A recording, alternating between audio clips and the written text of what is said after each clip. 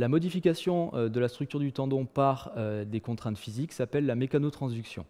Lorsque vous contractez vos muscles, vous faites de l'activité physique, le tendon ressent les contraintes liées à la contraction musculaire. Les ténocytes, qui sont des cellules qui sont coincées entre les fibres de collagène, vont sentir ces tractions et ces tensions par l'intermédiaire de leurs protéines de surface qu'on appelle les intégrines.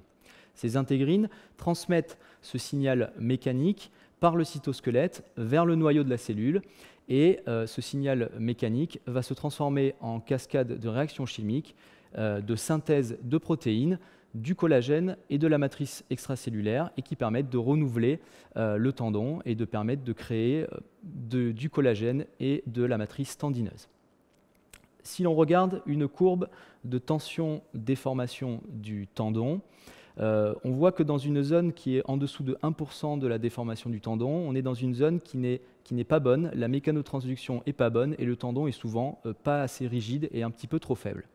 Dans une zone dite physiologique, entre 1 et 3% de tension, c'est-à-dire vous faites une activité physique régulière, votre tendon a une bonne mécanotransduction, a une bonne homéostasie et votre tendon est solide, le collagène est produit en bonne quantité.